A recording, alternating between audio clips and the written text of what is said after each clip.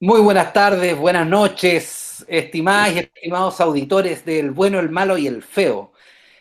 Empates polares, ¿no? Empates polares. No tiene nada que ver esto con el empate de Chile-Bolivia que aconteció hace algunos días, no, un par de días, ¿no? Sino que en esta ocasión, junto a Cristian Tejeda, Rodrigo Lagos, tenemos una invitada deluxe, una invitada de lujo que es una amiga que vive en Lima hace ya un par de años, en Perú desde hace casi 6. Ella es chilena, se llama Carolina Marchant y es periodista. Aunque no ejerce en este momento en Perú, está ahí, en el corazón de la trifulca, en Lima, observando atentamente todo lo que está aconteciendo allá. Y nada, pues ha respondido positivamente a la invitación que le hemos hecho. Así que nada, buenas noches, Carolina, ¿cómo estás tú? Hola, buenas noches. Un placer acompañarlo este día y de verdad muy agradecida por la invitación de Cristian. Perfecto. Bueno, estamos asistiendo a un evento electoral interesante, al menos para los medios oficiales de información. Hay un empate virtual entre Castillo y la Keiko Fujimori. Y al menos por las noticias que llegan a Chile, tanto como por los medios oficiales como por las redes sociales, está muy tenso el asunto, ¿no? Entonces, queríamos un poco conocer cómo observas tú la situación allá, qué diagnóstico haces del momento. Bueno, tal como tú lo indicas, Martín, es una situación bastante compleja en este momento por la, por el estrecho margen de votos que existe en Castillo y, y Keiko Fujimori. Hay que pensar que Keiko Fujimori es la tercera vez que se presenta a candidata en el Perú. Y la última vez que se presentó fue en el año 2016. Y en esa oportunidad, junto a Kuczynski, solamente tuvo 40.000 votos de diferencia. Y el día de hoy, en el último recuento que revisé hace poquito, Castillo con Keiko están en 73.000 votos de diferencia, Castillo arriba. Claro, Eh, eso escuchaba en la tarde también. Está muy estrecha la votación y tenían, bueno, la gente del partido de la Keiko tenía mucha esperanza en el voto en el extranjero en realidad. Esa era como se suponía que el momento en que se iba a dar vuelta a la elección, pero para mala suerte del fujimorismo votó muy poca gente en el extranjero, había un padrón de casi 1 millón de personas, pero solamente votaron algo de 200.000. Entonces, Poquísimo. esa votación se divide como en un 70-30, 65-35 para Castillo. Entonces, no, con los votos obtenidos no alcanzan a dar vuelta la diferencia que hay en este momento. Un último dato que quisiera preguntarte, antes de entrar así como en materia de conversación y de asedio un poco a toda esta situación, ¿no? Eh, Mencionabas que más o menos el 20% del electorado extranjero votó. Sí. ¿Qué porcentaje del padrón electoral del Perú participó en esta segunda vuelta? Bueno, en Perú el voto es obligatorio y en esta segunda Ya. vuelta participó algo así como el 76%. Quedan exentos las personas de tercera edad, bueno, personas por razones de enfermedad y otro tipo de cosas, pero es una alta participación. Estamos hablando alrededor de 18 millones de votos, más o menos. Ya. ¿Y los nulos y los blancos andan altos también? ¿O poca Sí, gente o por los nulos? sí, hay aproximadamente 1 millón de nulos y como 120.000 blancos. Ya, ya. Sí. Bueno, como dicen por ahí algunos analistas, se pueden interpretar los datos, pero no se pueden inventar los datos. Ahí están los datos. Sí, pues. ¿Qué les sucede con Así es. esto, Rodrigo, Cristian? Fíjate que, disculpa, Cristian, Dale, Rodrigo. a mí lo que me ha llamado la atención de la elección de Perú, que, bueno, ha vivido un momento que Carolina ha vivido de manera también, yo no sé si hasta qué punto es tan intempestivo, pero esta elección de presidente refleja una seguidilla de situaciones que han ido situando a los antiguos representantes de la Casa de Gobierno peruana en posiciones bien incómodas, ¿no? O sea, tuvimos hasta un suicidio hace un par de años atrás, ¿no? Un año, 2 años, ¿no? Alan García, claro. Alan García se suicida. Sí. Tenemos a Toledo imputado. Claro. Kuczynski también está mal allí. El anterior. Fujimori está preso. Ahora muerto, creo, ¿no? No. Creo que murió, ¿no? No ha muerto, no.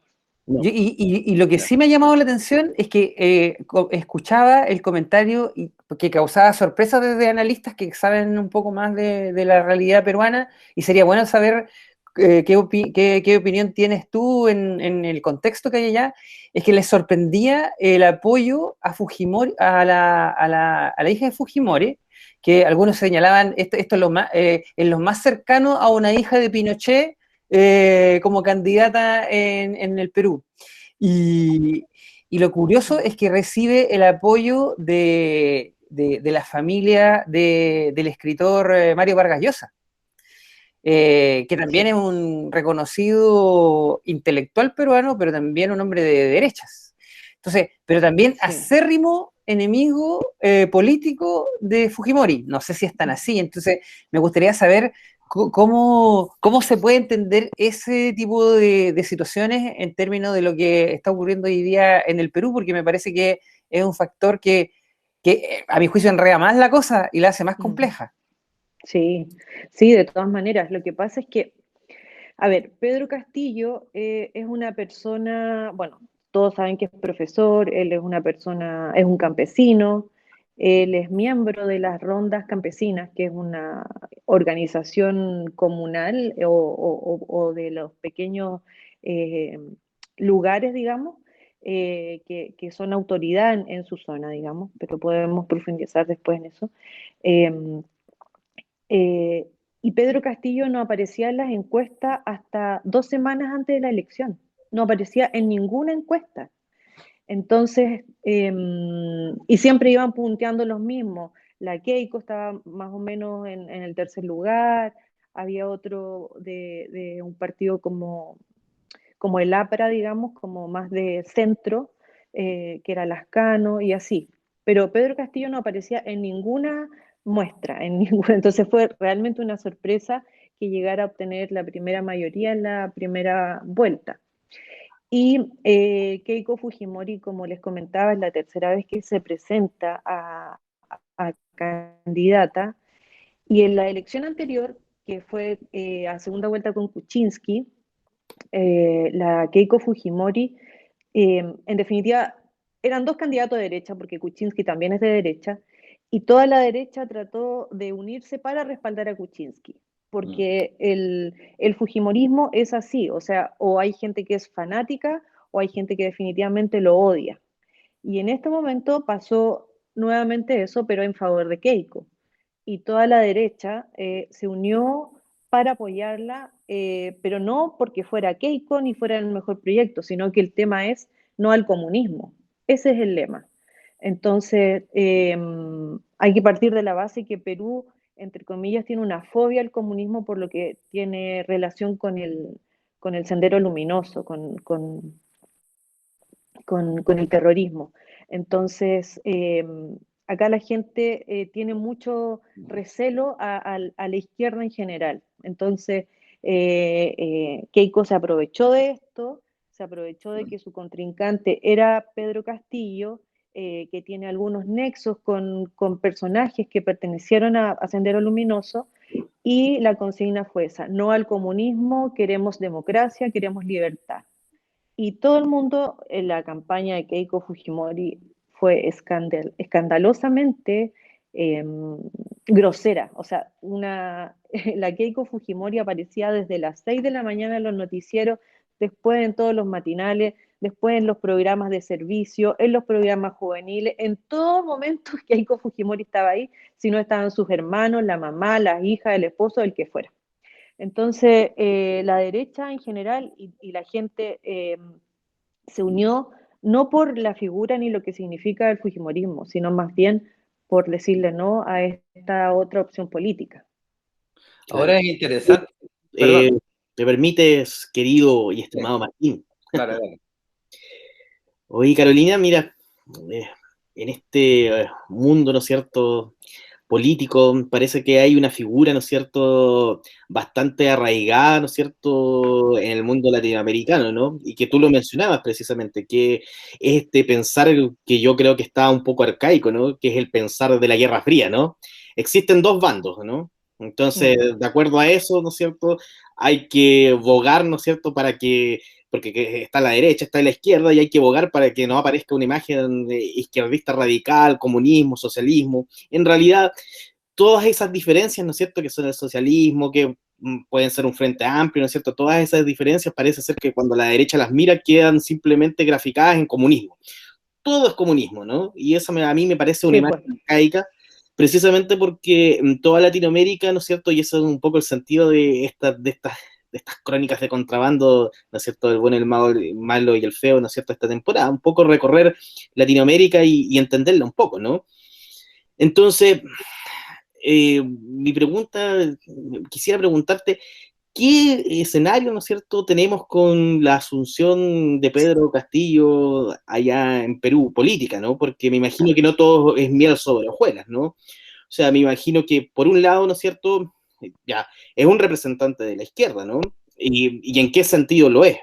Por otro lado, ¿no es cierto?, puede ser que hayan algunas, no sé, no conozco bien qué tipo de izquierda también es Pedro Castillo, y en ese sentido te digo, no sé si todo es miel sobre hojuelas, sobre su imagen que tiene de la política, o sobre temas, ¿no es cierto?, que por ejemplo, en Chile se están dando y que son bastante progresistas, ¿no? En Argentina, temas del feminismo, claro, ¿cierto?, temas de medio ambiente y otros temas que han aparecido en la palestra y el horizonte, ¿no es cierto?, del pensamiento político latinoamericano, por sobre todo, ¿no es cierto?, de izquierda, ¿no? Y entonces, claro, ¿qué de alguna manera podemos esperar con Pedro Castillo? Y también si existe alguna relación, ¿no es cierto?, si tú lo consideras, ¿no? Si Pedro Castillo es la aparición, ¿no es cierto?, también de un poco lo que está sucediendo en Latinoamérica cuando pensamos en Colombia y su estallido, cuando pensamos en Chile en su estallido, ¿no es cierto?, de las cosas que están pasando en Argentina, Ecuador, ¿no es cierto?, el correísmo, no sé. Cuéntame tú un poco cuál es tu imagen que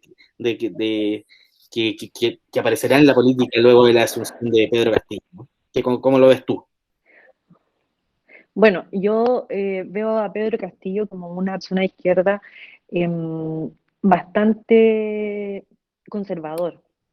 Un discurso no al aborto, no al matrimonio igualitario.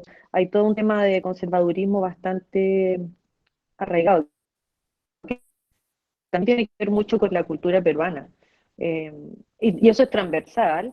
Yo no hablo solamente porque él es una persona de provincia, sino que en los sectores acomodados también existe una postura bien tradicional, en definitiva. O sea, acá en Perú, por ejemplo, la homosexualidad todavía muchas personas la consideran una enfermedad, ¿me entiendes? Es como, ese es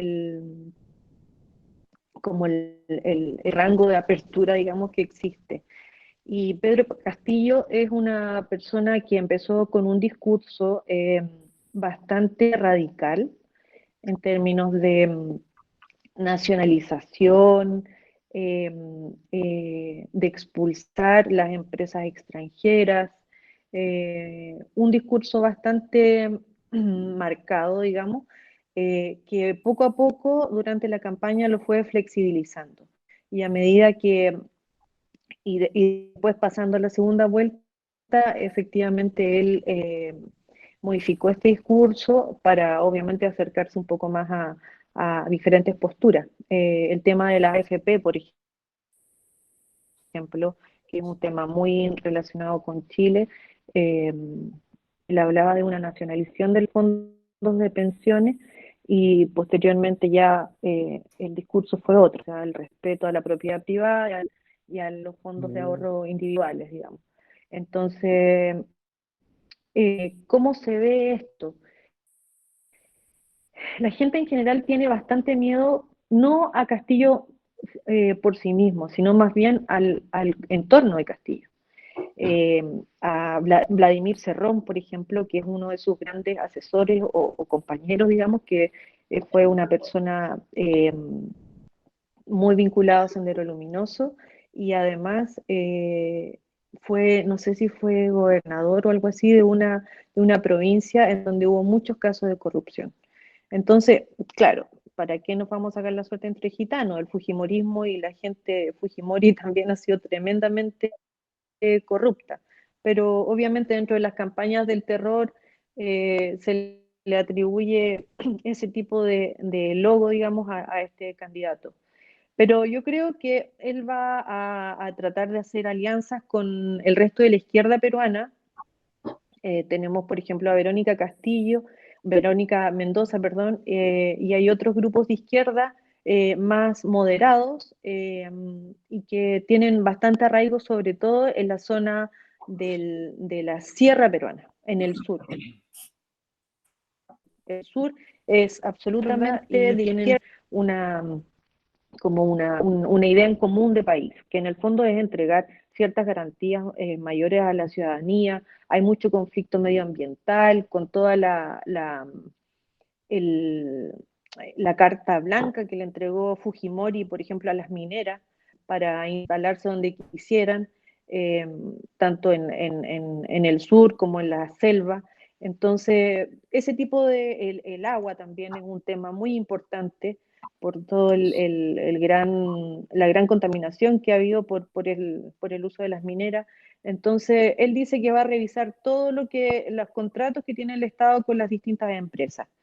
Y no debería haber grandes cambios porque tampoco tiene la mayoría en el Congreso. Claro. Entonces, yo creo que tendría que hacer una especie de manejo de dos con los, o sea, con los que pudiera algún tipo de conversación, pero claramente creo que debería tener un enfoque mucho más de beneficios, de otorgar garantías a la población que está súper empobrecida.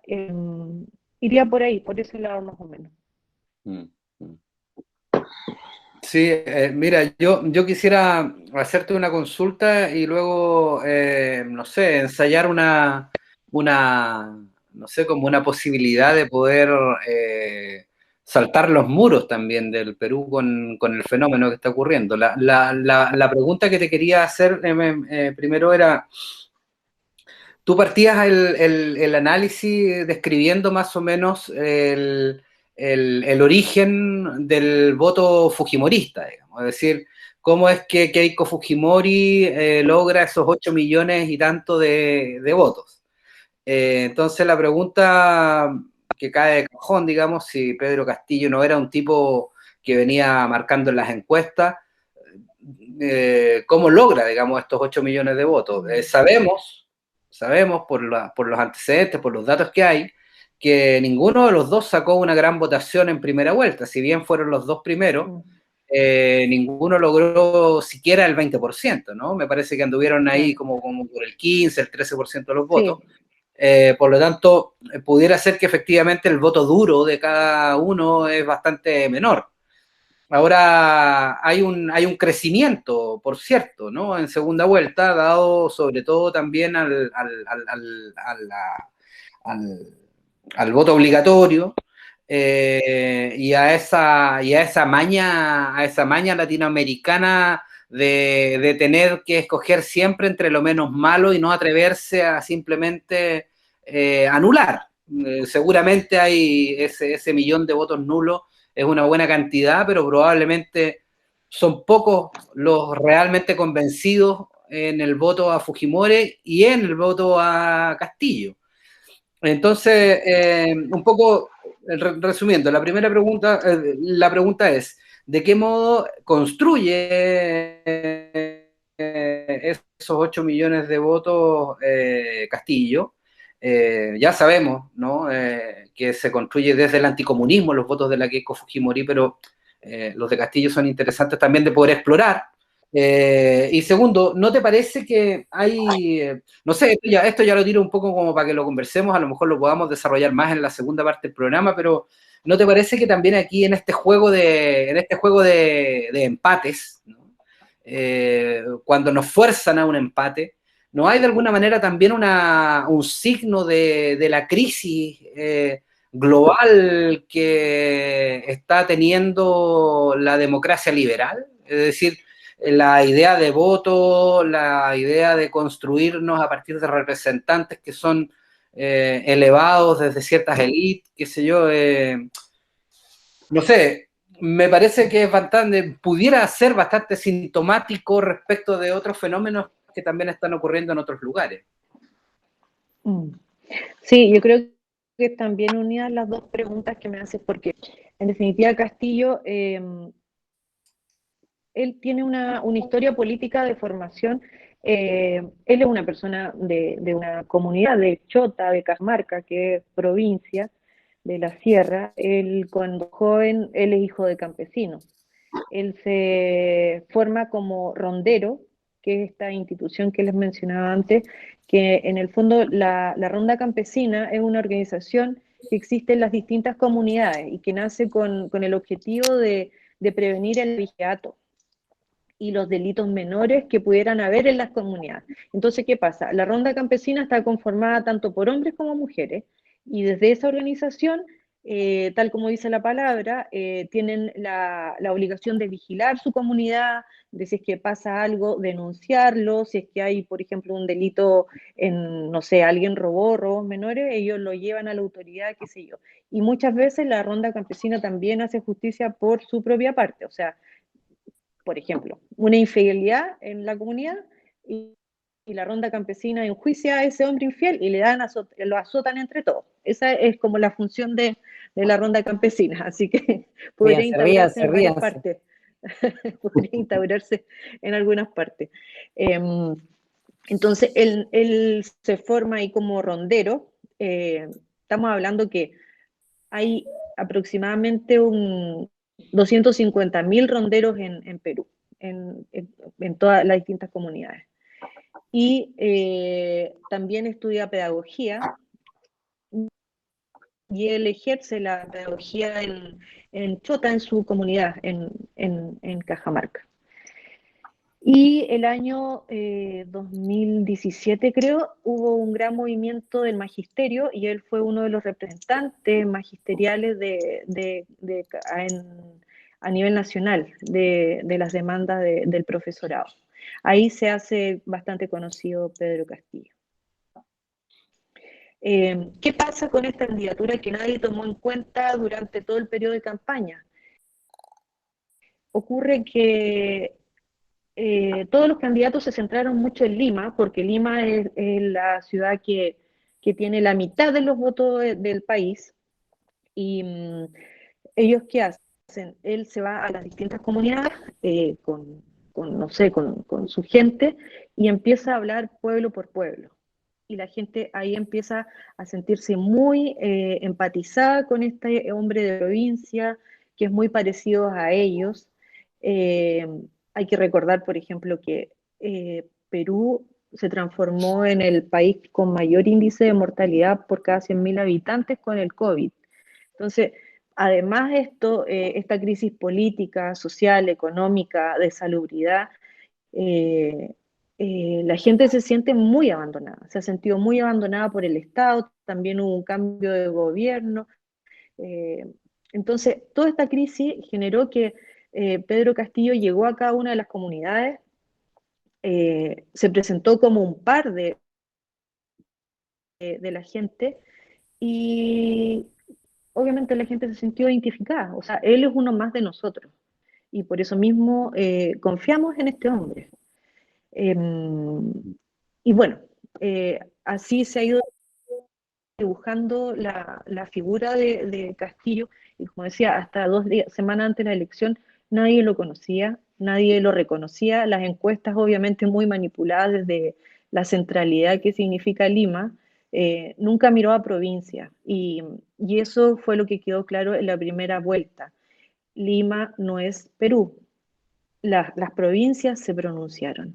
Las provincias dijeron, no, nosotros tenemos una voz y tenemos acá un 18% de votos que corresponden a esta persona que nos representa, en definitiva. Eso es lo que estaba pasando. O sea, de verdad la población en Perú está siendo muy olvidada, siempre ha sido muy olvidada el tema de provincia. Estamos hablando de que las escuelas tienen piso de tierra, no hay alcantarillado, no hay agua potable, no hay electricidad, hay una serie de carencias que nunca el Estado lo ha mirado. Entonces va este hombre que va comunidad por comunidad y les dice, no, nosotros los vamos a mejorar porque yo soy igual que ustedes. Y obviamente la gente se ve muy identificada, muy identificada. Y claro, o sea, esta crisis de la democracia que existe a nivel latinoamericano, una figura como Pedro Castillo hace alusión en un primer momento en su discurso a Venezuela, a su comunicación con Maduro, pero por ejemplo el último día de campaña Pedro Castillo tuvo una conversación muy bonita, muy sensata con Pepe Mujica. Entonces también va dando un doblez, digamos, y mostrando que él tiene la intención de, de vincularse muy ampliamente a todo lo que es Latinoamérica, en definitiva. Así que yo creo que hay un guiño ahí bien importante a lo que está pasando en todos lados. Y bueno, y dentro de las campañas que montó el Fujimorismo o sea, era grosero, de verdad grosero, todos los días, es que cómo viven en Venezuela, cuánto ganan en Venezuela, entrevistando a los venezolanos que viven en Lima, y los venezolanos con poleras de Keiko, no votes por el comunismo, date cuenta, hermano peruano, así, pero una cosa muy, muy descarada. Y bueno, eso parece ser compartido, ¿no? sí, pues el Chilezuela.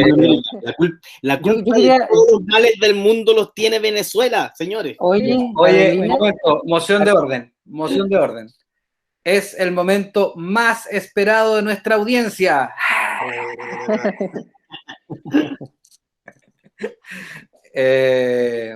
Carolina, te quiero pedir que le pongas música a esta conversación.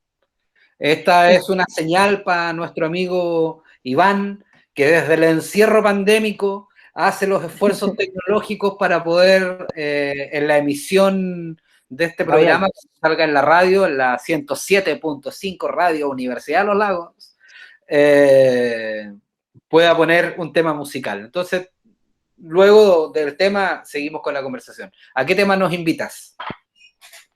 Bueno, a la contingencia, al globo que significa este continente y ojalá una versión bien bonita que es con la Orquesta Sinfónica de Caracas, Latinoamérica de Calle 13.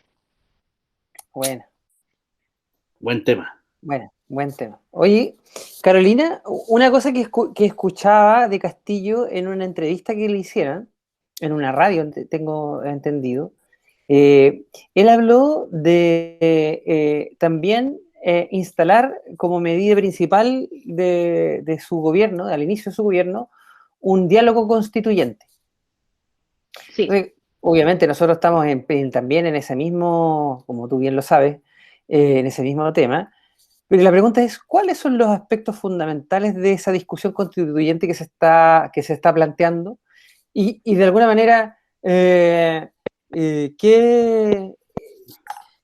¿qué aspectos crees tú son los que harían viable un proyecto de este tipo en algún tipo de escenario, digámoslo así, enriquecedor de lo que podría ser la proyección de Perú como un país que de algún modo salga también de esas circunstancias que tú bien señalabas, ¿no?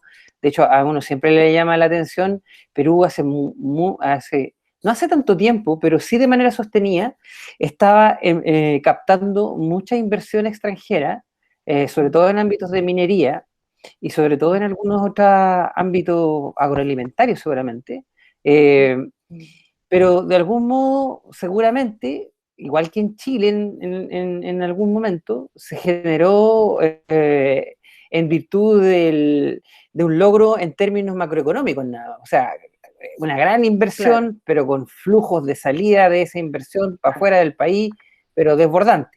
Neoliberalismo a todo ritmo, como se dice, ¿no? Entonces, la pregunta es, ¿cómo ves tú ese contexto constituyente y si tiene viabilidad, sobre todo pensando en algo que aquí en Chile fue tema y se resolvió en las últimas elecciones que tuvimos acá, en términos de que el proyecto constituyente en Chile tiene hartas posibilidades de hacer que exista una especie de giro en la configuración de nuestro país, porque la derecha quedó reducida a su dura y cruda realidad del 20%, por lo tanto pierden el derecho a voto, o sea, a veto, Claro. perdón, a veto. No sé si allá es lo mismo, porque estaba mirando la conformación del Congreso y es bien miscelánea la cosa. Sí, sí, sí, y el tema acá también en Perú, de acuerdo a los principios constitucionales, es que los presidentes son removidos así como muy fácilmente, o sea, cosas que se pongan de acuerdo y la última vez que sacaron a un presidente, de hecho el partido de Fujimori fueron los que se pusieron de acuerdo para hacer eso, o sea, yo te digo, en 2 años hubo 4 presidentes, una cosa así bien llamativa.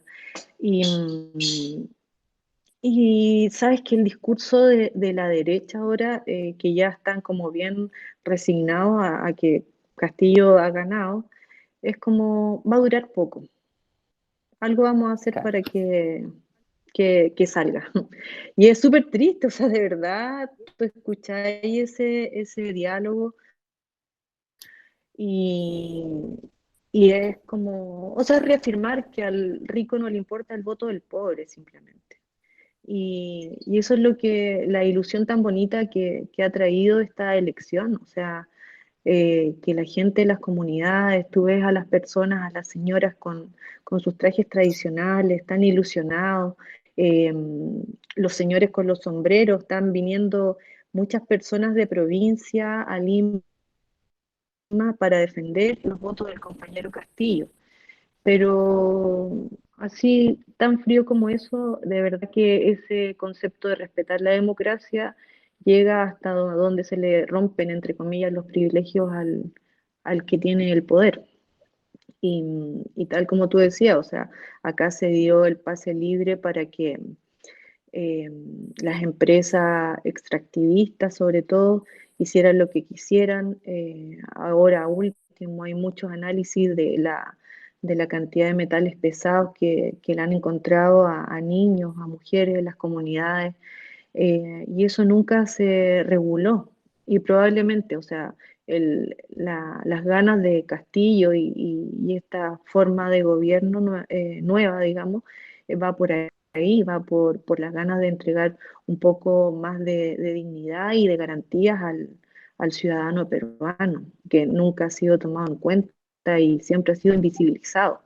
Y yo siempre lo he dicho, o sea, con amigas que piensan súper diferente a mí, como ¿cómo no va a ganar una persona como Castillo si en este país el 80% de las personas son pobres y son de una pobreza extrema? O sea, y más con la pandemia esto se agudizó, pero muy profundamente. O sea, los primeros días de pandemia, de cuarentena, el éxodo de gente campesina volviendo a sus comunidades a pie era gigantesco, o sea, de Lima para todos lados, para el sur, para la sierra, para todas partes.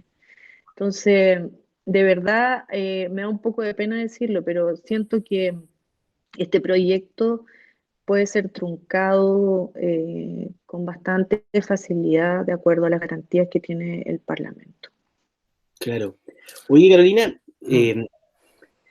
a un profesor, ¿no es cierto?, de la Universidad de Chile, cuando hablaba acerca del proyecto, ¿no es cierto?, neoliberal y la constitución que se instauró en Chile, ¿no es cierto?, hablaba a propósito del principio metapolítico que existía en Chile, ¿no? Que existía ese principio metapolítico precisamente era, ¿no es cierto?, el mercado, ¿no?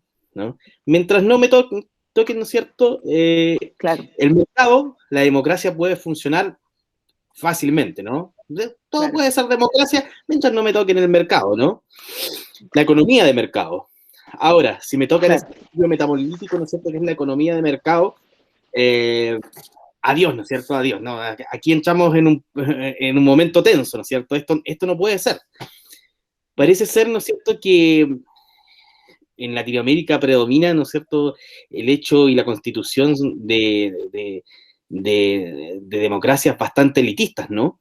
Pero parece ser que el mecanismo que tú nos señalas, ¿no es cierto?, a propósito de la constitución peruana es muy distinto, ¿no? Porque aquí en la constitución que está por caer, ¿no es cierto?, existían muchos cerrojos, ¿no? Cerrojos para decir, bueno, hasta acá llegamos, ¿no? Hasta acá es el límite entre donde tú puedes tocar y en eso, si no lo cerramos ahí en el Tribunal Constitucional. Parece ser que aquí en Perú, ¿no es cierto?, con la constitución que tienen, el mecanismo parece que puede ser otro, ¿no? O sea, los mismos, como tú lo señalas, dice la derecha, bueno, está bien, ya, que llegue, pero va a durar poco, ¿no? Porque se sabe más o menos cuál es el mecanismo por el cual, ¿no es cierto?, se puede fracturar, ¿no es cierto?, eh, la, la presidencia, ¿no es cierto?, de Pedro Castillo, ¿no? Entonces, en un escenario, ¿no es cierto?, donde ha votado, como tú señalas, gran parte de la población que se identifica realmente con Pedro Castillo, una población pauperizada, como lo existe en la mayoría de Latinoamérica, ¿no es cierto?, una gran población pauperizada. ¿Tú qué crees que sucedería, ¿no es cierto?, si es que ocupan el mecanismo constitucional, ¿no es cierto?, y tratan de destituir a Pedro Castillo, siendo que parece tener el arraigo popular, ¿no es cierto?, dentro del Perú? ¿Qué crees que sucedería? ¿Sucedería, ¿no es cierto?, algún estallido tipo Colombia, tipo Chile, o sucedería algo como lo que sucedió en Bolivia? No lo sé, no sé, ¿cómo ves tú también la configuración de aquello, ¿no? Porque me Sí. parece interesante la clave que nos estás dando con respecto, ¿no es cierto?, a los mecanismos políticos que existen en Perú para la destitución de un presidente. Sí, sí, de todas maneras habría una manifestación popular muy importante. O sea, de hecho, mira, todos estos días que desde el domingo que fueron las elecciones, todos estos días la gente de Castillo está fuera de la OMB, que es como el CERVEL en Chile, en el centro de Lima, acampando y todo, haciendo presión para la defensa de los votos del compañero Castillo. Entonces, claramente vendría una manifestación de ese tipo. O sea, y cuando se levantan las organizaciones sociales, queda bien la embarrada también, o sea, cortes de carretera, lo que pasa en Chile es muy similar, o sea, no ocurren saqueos como se supone que podría existir, pero sí hay quema de infraestructura, qué sé yo. Y estos días, dentro de las tantas campañas que se ha hecho en contra de la elección de Castillo, ha sido que, bueno, no sé si recuerdan, pero hace como 2 semanas hubo una matanza de 16 personas en una comunidad en Braem, que sí, Culparon a Sendero Luminoso.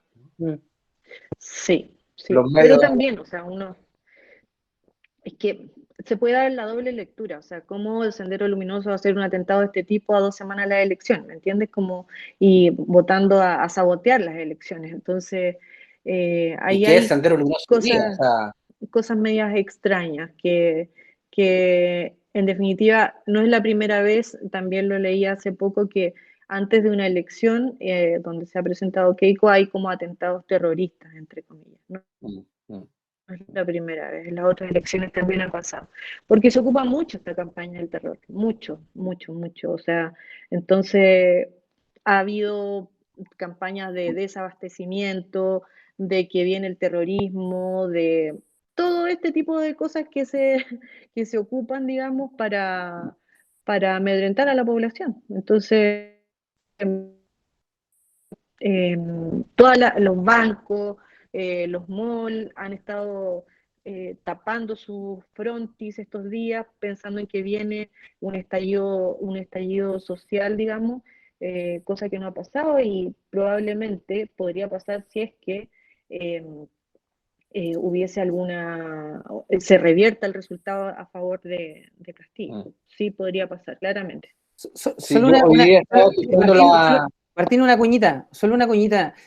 Estaba viendo un Twitter que está en la prensa peruana y me recordé lo que dijo Cristian hace un momento.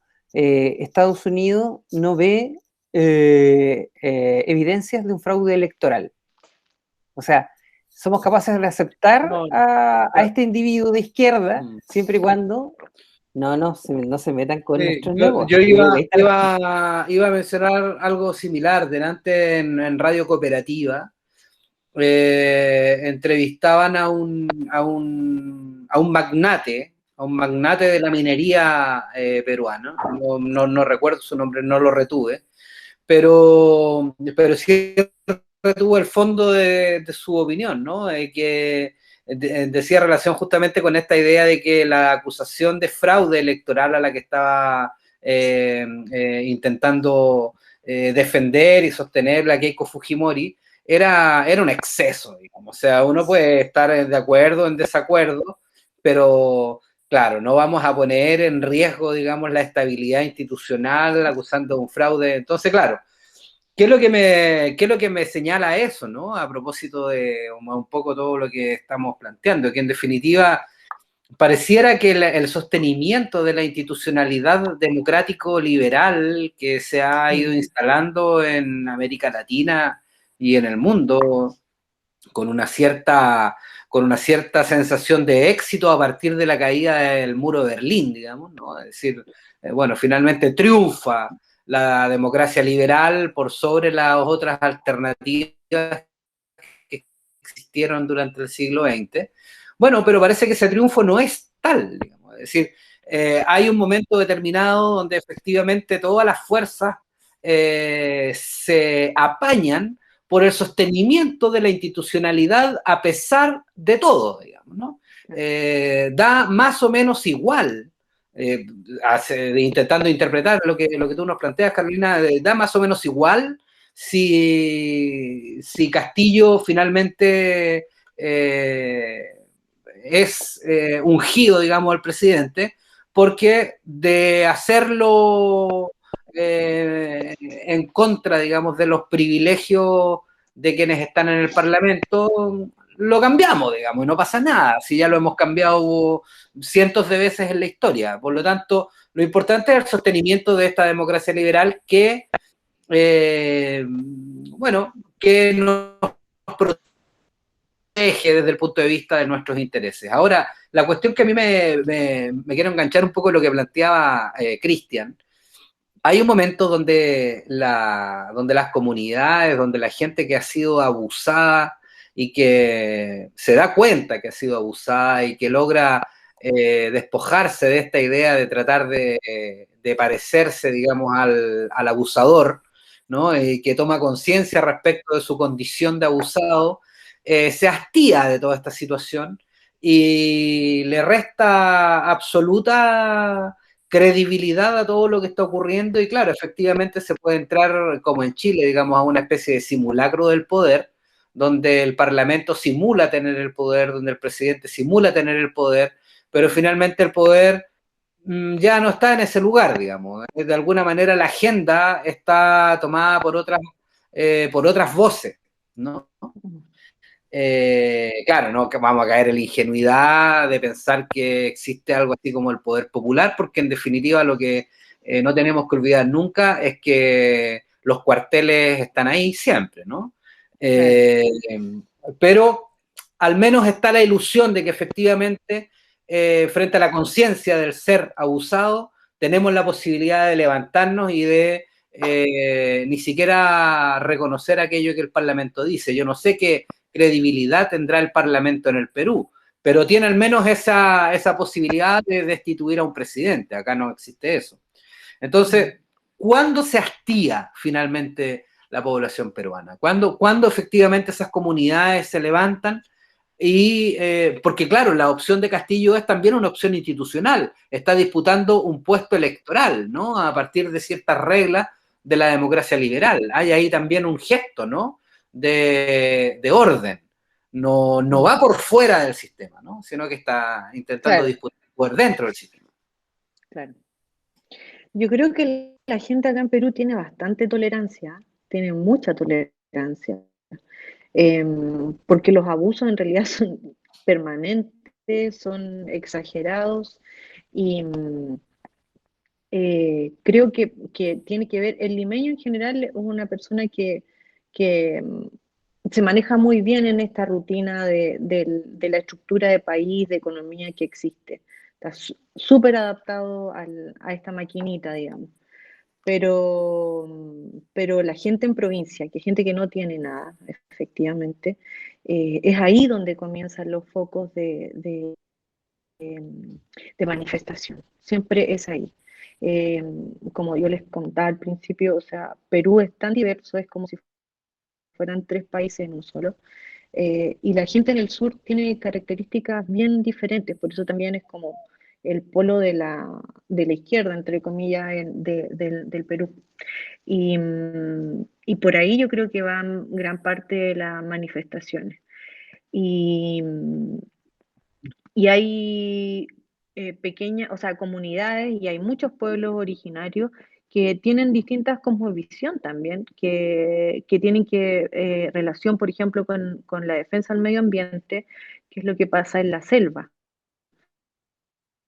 Y ahí también ha habido una forma de manifestación para poder dar un párele a esta política extractivista que ha existido por años y también se da mucha violencia hacia los dirigentes de este tipo, o sea, una tremenda cantidad de dirigentes ambientalistas y sociales asesinados.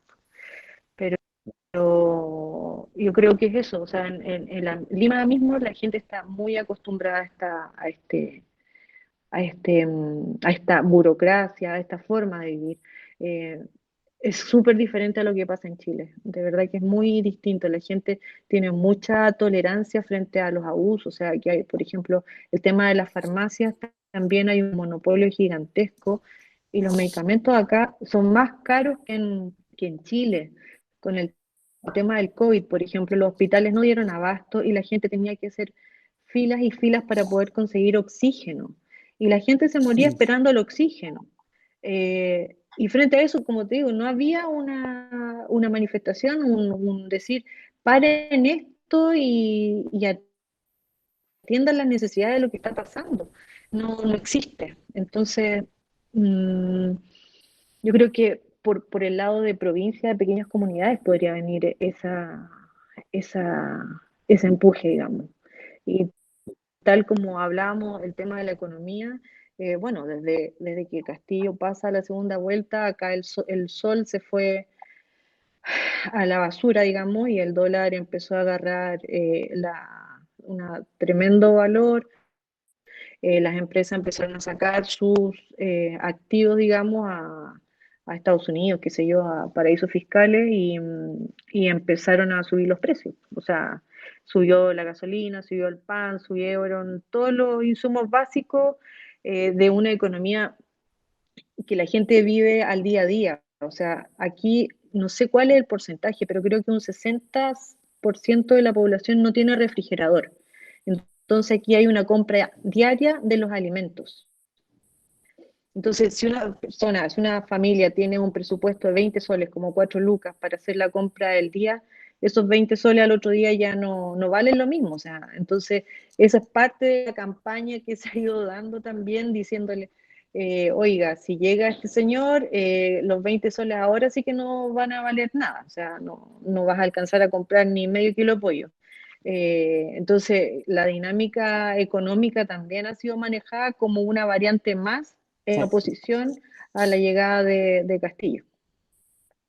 O sea, yo creo que no cabe duda que la segunda vuelta en Perú unió no solamente a los actores políticos de derecha, por lo que tú señalabas en términos de lo que era la propia difusión de la candidatura de Keiko en la prensa, y sin duda el factor económico está jugando un papel ahí para instalar aún más el miedo. Nada. Sí. Yo creo que, sí, yo creo que, fíjate que da la impresión como, hoy día voy a ser el pesimista yo, Martín, disculpa que te quite el puesto.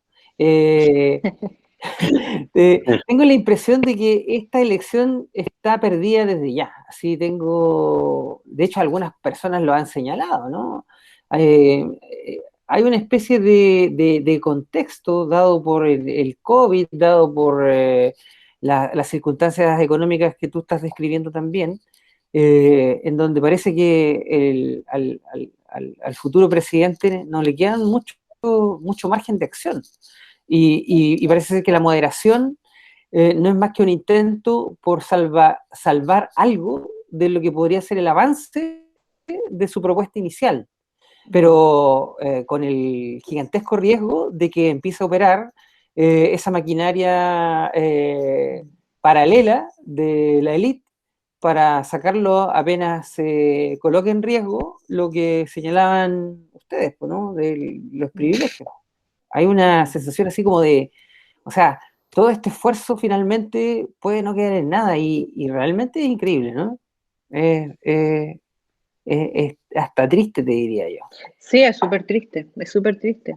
Lamentablemente es así, o sea, el peruano de clase alta se lleva su inversión y se va él también. Y por otro lado, las Fuerzas Armadas están ahí como a la expectativa de lo que nos manden hacemos, digamos. Entonces, yo también tengo como una sensación dulce y agraz con lo que está pasando y ojalá se pueda firmar bien esta guaguita, digamos, y avance de la mejor manera posible, porque de verdad hay mucha expectativa de la gente más humilde, sobre todo.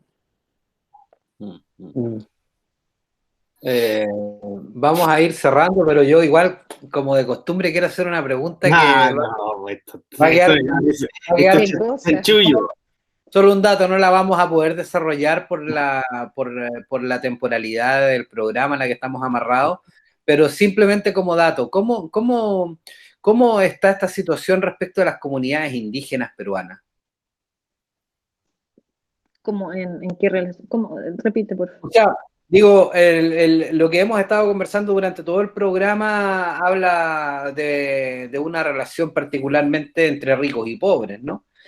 Claro, y uno, dado el contexto latinoamericano, podría situar perfectamente a la población indígena en el universo de los pobres de Latinoamérica, ¿no? Porque así se ha ido construyendo la relación de los estados latinoamericanos con sus poblaciones originarias.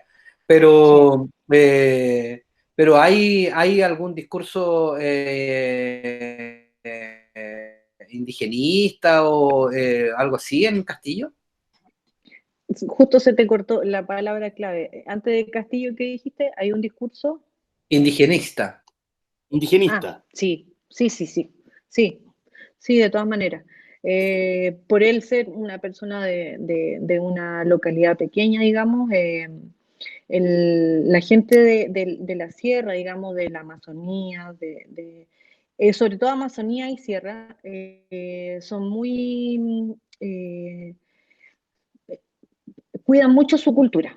Ellos son los más protectores de su cultura, a diferencia de la costa. La costa estamos hablando de Lima y todo el norte del Perú. Que coincidentemente es donde tiene el voto la derecha, dura. Siempre ha sido así. La costa es de la derecha y la selva y y la sierra es de la izquierda. Y sí hay un discurso en relación a la población indígena que, uy, por dar un ejemplo, o sea, los niños tienen que caminar kilómetros y kilómetros para conseguir señal y conectarse a una radio para hacer clase.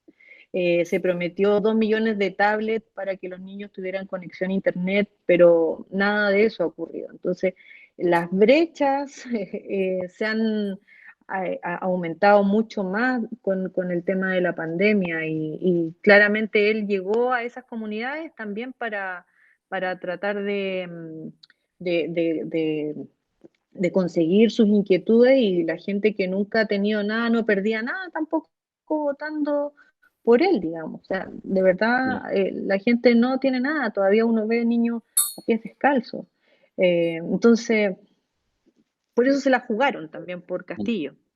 No hay nada que perder. No, pues. Bueno, no, pues. estamos cerrando el programa. Agradecer a Carolina Marchán, periodista que está en Lima en estos momentos, participando de un momento histórico, ahí como ciudadana limeña. Cristian, Rodrigo, no sé si quieren decir alguna última palabra antes de cerrar. No sé, yo solamente quiero mandarle ahí un beso a mi querida amiga Carolina, ¿no? A su esposo y a su hijo. Pues, esperamos que la pandemia en algún momento, ¿no es cierto?, nos deje reencontrarnos en algún sitio. Ay, sí. Y, Podría ser Lima, ¿eh? el próximo ¿Sí? encuentro. pero ustedes no están invitados, estamos hablando de una cuestión íntima, ¿no? Del programa, ¿no? Pero yo conozco a su hermano. Pero yo conozco a su hermano. Ah, bueno, júntate con su hermano. Saludos a Cristóbal, aquí estamos con tu hermana Cristóbal. Ahí en su casa hay una pieza para mí, no para usted, así que... No, gracias Carolina por el tiempo que te has dado. Y esperar que todas las cosas que están ocurriendo en Perú decanten, ¿no es cierto? Como tú dices, en una... que la guaguita ahí se afirme, ¿no es cierto? Y logren troncar, ¿no es cierto?, con los sucesos o con lo que está sucediendo, ¿no es cierto?, en toda Latinoamérica, ¿no? Sí, pues. Así que Sería bonito. sería bonito. Sí, súper bonito. Ya pues, chiquillos, de verdad un gusto, un placer conocerlos, compartir con ustedes y la oportunidad de entregarle un poquito de lo que está pasando acá. Gracias, te pasaste. Muchas gracias, Bueno, Carolina. muchísimas gracias. Un saludo a todas y todos los auditores. Nos vemos en el próximo programa de estas crónicas de contrabando, del bueno, el malo y el feo. Buenas noches. Chau. Chao, chao. Chau, chau.